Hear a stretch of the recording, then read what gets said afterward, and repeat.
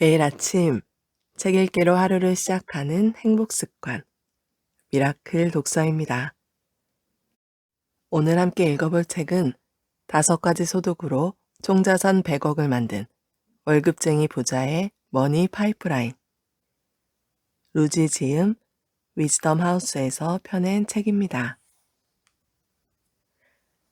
지은이 루지 2020년 12월 31일 30대 중반의 나이로 총자산 100억 원을 일구며 퇴사했다. 재테크를 시작한 지 5년 만에 얻어낸 결과다. 그 비결은 노동과 시간을 적게 투입하고도 돈이 돈을 버는 시스템, 머니 파이프라인을 구축한 데 있다. 근로소득, 콘텐츠 소득, 프랜차이즈 사업 소득, 부동산 투자 소득, 주식 배당 소득, 총 5개 파이프라인으로 안전하고 확실하게 자산을 불려나갔다. 퇴사를 하기 전에는 프랜차이즈 브랜드의 영업관리를 하는 평범한 직장인이었다. 어렸을 적 제과점을 운영하며 밤 12시가 다 돼서야 퇴근하시는 부모님을 보고 경제적 안정을 절실히 꿈꿨지만 직장을 다니고 결혼한 후 자신의 모습도 부모님과 별반 다르지 않음을 깨달았다. 더 이상은 안 되겠다는 생각에 2016-2025 프로젝트 2016년부터 2025년까지 10년간 총 자산 100억 원, 순자산 40억 원, 월 현금 흐름이 순자산의 1%가 되는 구조 만들기를 자신에게 약속했다. 이를 이루기 위해 투자의 고수들을 직접 만나기도 하고 직장에서의 점포개발 실무 경험을 바탕으로 부동산 투자에 뛰어들었다. 현재는 자신의 명의로 된 법인회사를 설립해 투자 활동을 활발히 이어나가는 동시에 하루 3편의 글을 블로그에 쓰며 현장감 있는 정보와 투자 철학을 나누고 있다. 이 책은 평범한 직장인이 5년간 총 자산 100억 원을 불린 사고방식과 파이프라인 구축 방법을 상세히 풀이한다. 월급쟁이 생활을 유지하면서도 어떻게 묵묵히 재테크의 길을 걸어갈 수 있었는지 직장인 관점에서 그 과정을 담았다. 부자들의 투자 마인드부터 실제 내 집을 마련하고 자산을 불리고 자산과 함께 성장해 나가는 방법을 전하기 위해 노력했다. 평범한 월급쟁이들이 자산을 쌓기 위한 방법과 순서를 잡는 데 도움이 될 것이다. 프롤로그 대한민국 평범한 월급쟁이도 자산가가 될 수 있다. 나는 돈 때문에 힘들어하는 부모님을 보며 자랐다. 부모님에게 돈은 그저 노동력과 시간을 투입해서 벌어야 하는 것이었고 우리 가족에게 부동산과 대출이란 단어는 금기어였다. 돈 때문에 무너지는 부모님의 모습, 돈 때문에 다투는 부모님의 모습이 내게는 선하다. 20대 절반을 직업을 얻기 위해 필사적으로 달렸다. 장학금을 받을 정도로 좋은 학점을 유지하고 다양한 활동으로 경험을 쌓아갔다. 단기간에 10개 이상의 자격증을 취득해 주위에서 독한 놈이라는 인정을 받은 끝에 그렇게 나는 꿈에 그리던 대기업 직장인이 되었다. 당시 집은 멀었지만 누구보다 일찍 출근해서 사람들에게 인사를 했다. 그러던 어느 날 운 좋게도 사내 점포개발 팀장님의 눈에 들어 상권 개발 업무를 해볼 기회를 얻을 수 있었다. 모든 게 새로웠기에 팀장님을 따라다니며 스펀지처럼 새로운 지식들을 흡수하기 위해 많은 노력을 했다. 상권 분석, 입지 분석을 공부하고 가맹 희망자, 투자자, 중개사 등 다양한 이해관계자들과 소통하며 자본주의 사회에서 어떻게 행동해야 하는지, 무엇을 공부해야 하는지 깨닫기 시작했다. 이동 중에 팀장님이 가끔씩 하던 이야기가 있다. 자본주의 사회 부속품으로 사용되다 버림받기 싫으면 정신 똑바로 차려야 해. 남이 세운 회사에서 너는 그에 맞는 보수를 받으며 일하는 존재일 뿐, 그 이상도 그 이하도 아니니까. 네 연차 때 회사에 집중하는 것은 당연히 맞지만 그게 전부가 되면 안 돼. 기억할 필요는 없어. 어차피 크게 한번 깨닫는 순간이 올 테니까. 아무렇지 않게 툭툭 던진 팀장님의 말이 자극제가 되어 입사와 동시에 퇴사 이후의 삶, 제2의 업을 생각해 볼 수 있었다. 사업체를 꾸려야 한다고, 이를 위해서 남들 놀 때 더 철저하게 소비 통제를 하고 자녀 시간에도 추가적인 경험을 쌓고 돈도 벌어야겠다고 다짐했다. 그 후로 머릿속을 지배하는 단어는 투자금을 모으기 위한 만족 지연이었다. 절제 및 인내가 곧 미덕이라고 여기고 내가 하기 싫은 일일지라도 참고 견뎌냈다. 주말에는 프랜차이즈 선호업종을 경험하기 위해 커피숍과 편의점에서 아르바이트도 했다. 혹자는 재테크를 이왕이면 재밌게 해야 한다고 하지만 나는 재미보다 필사즉생, 즉 제대로 하지 않으면 죽는다는 심정으로 소비 통제를 하며 종잣돈을 모았다. 나를 위해 나를 버린다는 의미가 무엇인지를 뼈저리게 느꼈다. 회의감도 찾아왔지만 이것마저도 배부른 소리라며 나를 채찍질했다. 사회 초년생 때 모두가 돈을 쓰기 바쁘지만 나는 정말 돈을 아예 안 썼다. 구두쇠 짠돌이 소리를 듣는 것도 한때라고 생각했다. 돈이 없어서 타인에게 무시를 당하는 것보다 돈을 벌고 있을 때 무시를 당하는 게 낫다고 생각했기 때문이다. 얼마나 심했으면 과거 여자친구였던 지금의 아내가 당시 별명을 스크루지라고 했을까. 조금 귀엽게 표현한 루지가 나의 필명이 되기도 했을 정도로 소비를 극도로 줄였었다. 그렇게 아내와 5천만 원을 모았다.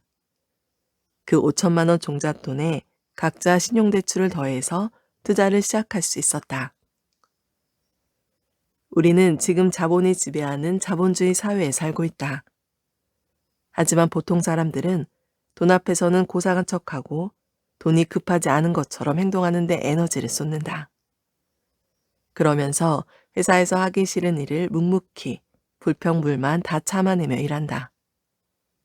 나의 이익보다는 회사의 이익을 위해서 말이다. 근로소득으로 인한 연봉 상승률은 물가 상승률을 해치하지도 못한다. 따라서 물가 상승률 이상 수익률을 내는 부동산, 주식 등의 자본을 사서 자본소득을 내는 것이 당연하지만 이를 부정하는 사람이 우리 주변에 상당히 많다. 우리는 지금 자본이 일하고 공급자와 수요자 간의 자유경쟁에 의해 가격이 결정되는 자유시장 경제를 살아가고 있다. 돈보다 중요한 가치는 많지만 그마저도 돈이 없으면 지켜낼 수가 없다.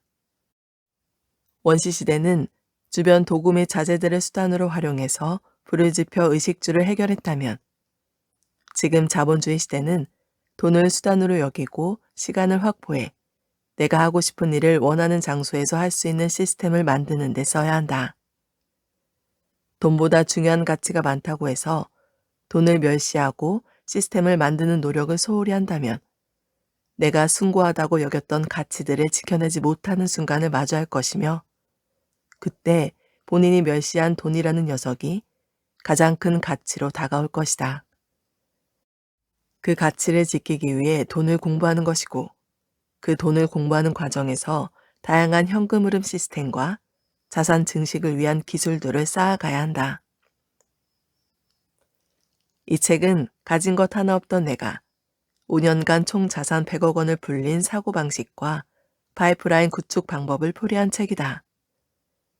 월급쟁이가 돈을 불리는 데에는 나름의 전략과 과정이 있다. 머니 파이프라인 시스템으로 총 자산 100억 원을 마련한 직장인이 월급쟁이 생활을 유지하면서도 어떻게 묵묵히 재테크의 길을 걸어갈 수 있었는지 월급쟁이 관점에서 노하우를 풀이했다.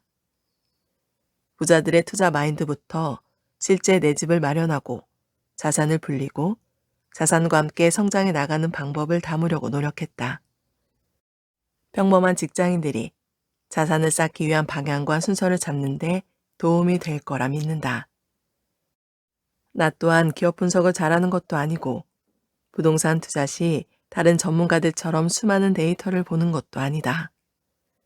내 한계를 너무나 잘 알고 있기에 나보다 앞서간 자산가들의 생각을 흡수하면서 내 머릿속에 뿌리 박힌 가난한 DNA를 부자 DNA로 바꾸고 실행을 통해 매일 배우는 중이다. 앞으로 소개할 경제적, 시간적 자유를 위한 5가지 파이프라인을 차근차근 꾸려나가는 가운데 매일 자신을 돌아보고 이미 부를 이룬 사람들, 성공한 사람들의 목소리에 집중하는 삶을 살자. 이것이 돈과 시간을 벌어주는 기본값이다. 직장인 신분에서 분명 많은 제약이 있을 것이다. 그러나 그런 제약 또한 성장의 발판이 되는 만큼 나는 안 돼라는 생각보다 우선 한번 해보자라는 생각으로 여러 번 시도해 보길 진심으로 바란다. 2020년 12월 31일, 만 10년차 직장 생활을 마감했다.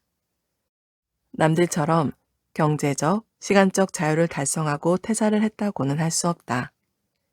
단지 근로소득을 상회한 다른 소득을 내고 있으며 내가 하고 싶은 시간대에 하고 싶은 일을 하고 있다는 점에서 이에 가까워지고 있음을 느끼고 있다. 회사에서 배운 모든 것을 가슴에 품고 제2의 인생을 위해서 멋지게 살아갈 것이다. 나와 비슷한 고민을 하는 직장인들에게 많은 도움이 되었으면 한다. 파트 2. 투자편. 평범한 월급쟁이의 파이프라인 창출 방법. 파이프라인 구축 이전에 해야 할 것. 본인의 현재 자산 현황, 현금 흐름, 소비 습관을 알고 있는 투자자가 얼마나 될까? 투자를 하며 다양한 사람들을 만났지만 3가지를 정확히 파악하고 있는 투자자는 많지 않았다. 그만큼 우리가 쉽게 놓치는 부분이다. 그러나 이를 주기적으로 확인하지 않는다면 내 범위를 벗어난 무리한 투자를 할 확률이 높다. 이는 힘들게 취득한 자산을 시장에 다시 헐값에 내놓을 확률이 높아진다는 말과 동일하다. 모든 걸 파악한 후 진행하는 투자도 리스크가 상당한데 나의 재무 상태를 고려하지 않고 진행하는 투자는 삶만 피폐하게 만들 뿐이다. 따라서 투자에 앞서 나를 하나의 사업체로 여기고 내가 대표로 있는 가상의 회사의 총 자산, 그리고 부채를 계산한 순 자산은 얼마인지 대차 대조표에 기록할 필요가 있다. 그리고 현금 흐름표에 내가 한 달 벌어들이는 소득들을 적고 뒤에서 소개할 다양한 소득들의 비중도 기록해보자. 부족한 카테고리가 있다면 해당 카테고리의 소득을 늘리기 위한 노력을 하거나 잘하는 카테고리라면 해당 카테고리를 더 키울 노력을 하면 된다. 또한 총 소득 중 원금과 이자 상환에 사용되는 금액이 얼마나 되는지도 주기적으로 확인해야 한다. 그래야 매월 모을 수 있는 금액이 어느 정도 되는지 파악할 수 있고 향후 어떤 자산을 취득함에 있어서 투자금으로 활용 가능한 시점을 파악해 투자 방향을 설정할 수 있다. 또한 가계부를 통해 현재 소비 수준을 점검해야 한다. 매년 꾸준히 오르는 근로소득에 비례해 씀씀이도 커지는 게 보통이다. 평범한 직장에 다니는 근로소득자라면 대부분 급여 상승률보다 물가 상승률이 클 수밖에 없다. 그만큼 나의 구매력은 복리로 줄어들고 있음을 깨닫고 소비를 통제하려고 노력해야 한다. 월소득 10만 원을 추가하는 가장 빠른 방법은 월 10만 원을 덜 소비하는 것이다. 10원, 100원 단위까지 기록하라는 의미는 아니다. 비록 본인이 지금 한 기업의 대표가 아닐지라도 한 가정의 대표자로서 작성하는 것 자체에 의미를 부여하고 자산 축적을 위한 도구로 활용해 보자는 얘기다. 아무쪼록 목표는 최소한 다음과 같은 질문에 답할 수 있는 사람이 되는 것이다. 대략적인 부채 비율은 얼마인가? 대략적인 현금 흐름 대비 지출 비율은 어떻게 되는가? 대체 얼마의 빚을 지고 있으며 한 달에 원금 상환되는 금액과 이자는 얼마인가? 현재까지 은행에 얼마를 상환했고 잔액은 얼마인가? 5가지 파이프라인 소개. 1. 파이프라인 정의와 종류 및 방향. 경제적 자유는 앞서 얘기했듯 나를 압박하는 것으로부터 자유를 뜻한다. 그 압박하는 것의 대표 사례가 돈과 시간이다. 즉 우리는 돈과 시간으로부터 자유를 추구하고자 지친 몸을 이끌고 출근길에 오르는 것이다. 그러나 사람들은 이 중 한 가지를 놓치고 산다. 바로 시간이다. 경제적 자유를 꿈꾸는 사람들은 투자를 통해 계속 돈만 불린다. 시간적 자유를 고려하지 않으면 결국 돈은 쌓일지언정 시간은 시간대로 계속 투입되어야 한다. 경제적 자유를 이루기 위해서는 근로소득, 콘텐츠 소득, 사업소득, 부동산 소득, 주식 배당 소득, 총 5가지 소득을 순서대로 다양하게 추구하는 과정이 필요하며 시간이 지나감에 따라 마지막 주식 배당 소득의 비중을 최대치로 높여야 한다. 뒤로 갈수록 나의 노동력과 시간 투입을 줄일 수 있기 때문이다. 누구나 나이가 들수록 노동력과 체력이 감소되기에 이전과 같은 시간이 주어질지라도 그 시간을 동일하게 사용할 수 없다. 나는 항상 어떤 일이 발생할 때마다 질문한다. 훗날 내게 어떤 일이 생겼을 때 나와 무관하게 굴러가는 진짜 시스템이 무엇인지 말이다. 나의 답은 언제나 5가지 소득 중 맨 끝에 위치한 우량한 기업이 주는 배당금이었다. 2. 자본소득에 집중해야 하는 이유. 2020년 국세청 국세통계연보에 따르면 직장인들이 내는 근로소득세는 2013년 22조 4,940억 원에서 2020년 44조 510억 원으로 96% 증가했다. 급여 수령 시 미리 공제되는 세금이 2배 늘었다는 것이다. 반면 이자소득과 배당소득을 합한 금융소득세는 2020년 5조 8,300억 원으로 2013년 4조 8,890억 원 대비 19% 증가에 그쳤다. 종합부동산세는 수납액 기준으로 2018년까지 완만한 증가세를 보이다가 2019년 종합부동산세 인상 이슈로 대폭 증가하였다. 그러나 직장인이 납부하는 근로소득세에 비하면 이들 자본소득세 총액은 한참 아래에 머물고 있다. 직장인은 봉이다라는 얘기가 괜히 나온 것이 아니다. 직장인 입장에서 길을 쓰고 자산을 사서 모아야 하는 이유다. 5가지 소득은 크게 노동소득, 시스템소득, 자본소득으로 나눌 수 있다. 노동소득은 나의 시간과 노동력을 투입한 만큼 얻는 소득으로 내가 원하지 않은 일일지라도 참고 견디며 창출해내는 의지의 소득이라고 볼 수 있다. 애초부터 처음엔 내가 원하는 일을 하며 살 수 없다고 체념하고 접근하는 것이 좋다. 하기 싫은 일을 묵묵히 해내는 과정을 즐긴 만큼 큰 보상이 찾아올 테니 말이다.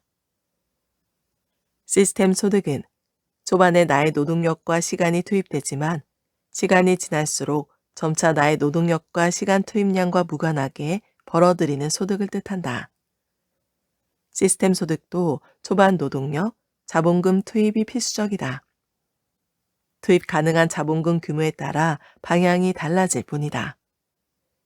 자본금이 부족하면 콘텐츠 생산을 통한 무자본 지식 창업으로 방향을 잡고 블로그, 유튜브, 인스타그램 등 다양한 SNS 채널에 본인이 지금까지 살아오며 느꼈던 생각과 경험, 그리고 지식을 대중에게 공유하는 활동을 꾸준히 하며 기회를 만들어야 한다. 누구에게나 장점과 자신만의 스토리가 있다. 그걸 찾지 못한 사람들이 많을 뿐이다. 내가 현재 가진 것이 체력과 시간뿐이라면 이 시스템 소득을 올리기 위해 많은 고민을 해야 한다. 특히 근로소득 다음으로 제시한 콘텐츠 소득을 창출하는데 많은 시간과 노동을 쏟아야 한다. 돈이 없을수록 우리가 공정하게 승부를 볼 수 있는 곳이 복잡계 기반의 SNS 생태계니까 말이다. 복잡계는 언제, 어디서, 무엇이, 어떻게, 왜 터질지 아무도 모르는 곳을 뜻한다. 돈이 많다고 승리할 수 있는 것도 아니고 돈이 없다고 1등을 하지 못하리라는 법도 없다. 아주 공정한 생태계다. 돈이 많은 대기업이 운영하는 채널이라도 일부 인플루언서에게 고액의 광고비를 지출하면서 광고를 의뢰하는 것이 하나의 사례라고 보면 된다. 무엇이 왜 터질지 아무도 모르기에 우린 그런 곳에서 승부를 봐야 한다.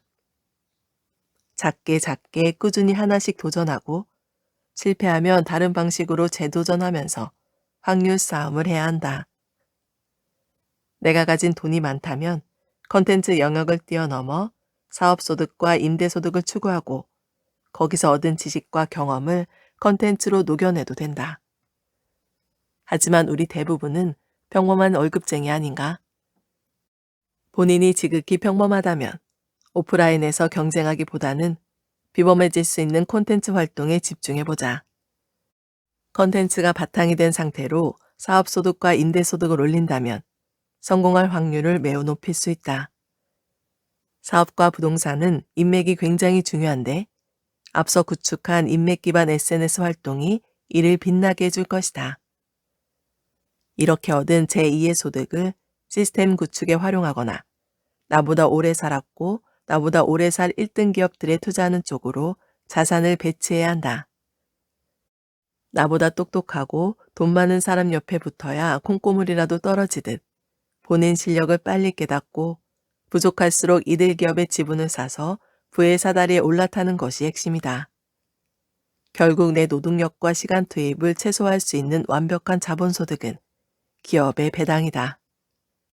따라서 애초부터 쉽게 팔지 않을 현재 1등 기업과 앞으로 1등이 될 확률이 높은 기업들의 지분을 사서 모아가야 한다.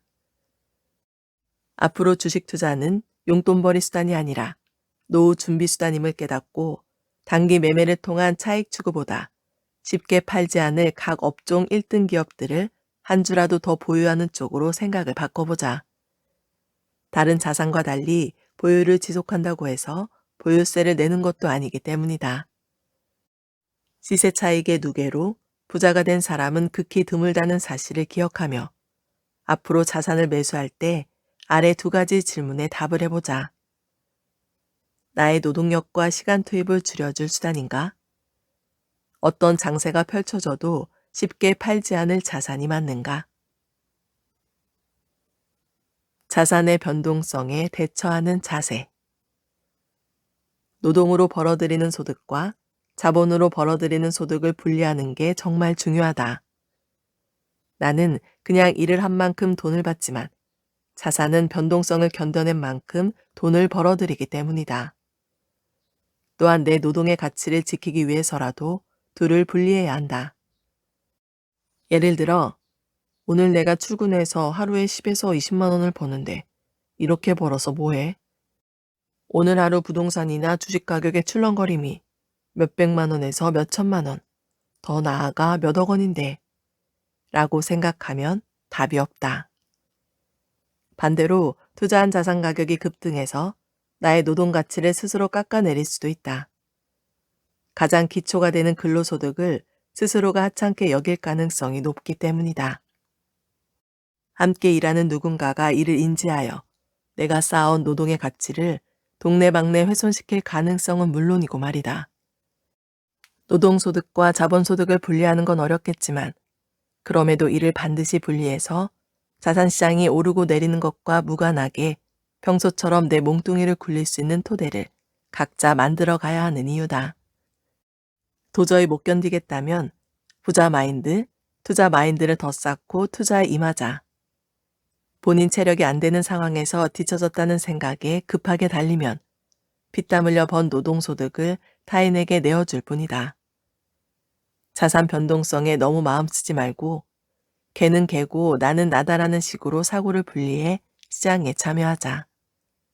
그것이 진짜 어려운 시기에 나를 지켜주는 소중한 정신적 자산이 될 것이다. 최근에 자산 가격이 크게 오르면서 아래와 같은 질문을 하는 분들이 많아졌다. 요즘 회사 생활이 힘들어요.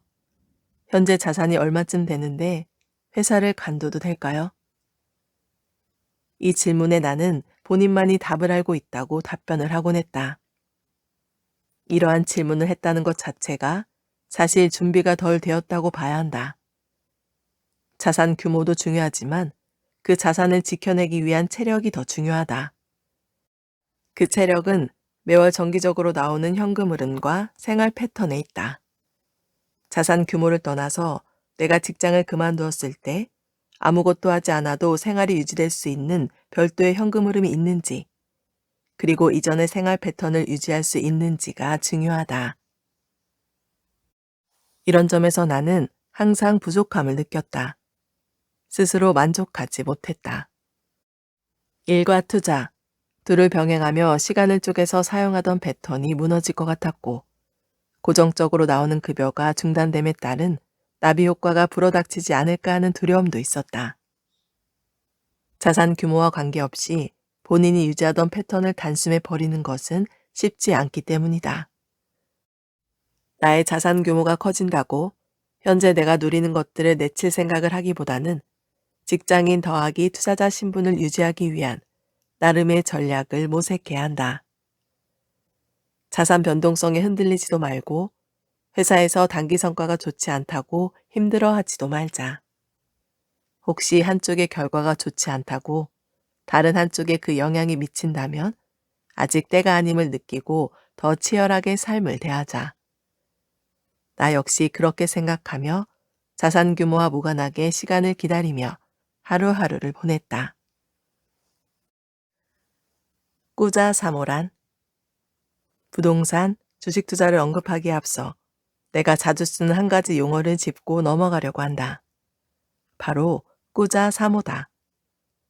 2019년부터 꾸준히 자산을 사서 모아가자는 나름의 슬로건을 직접 만들고 입이 닳도록 외쳤던 단어인데 실제로 평생 가져가야 할 좋은 단어가 되었다.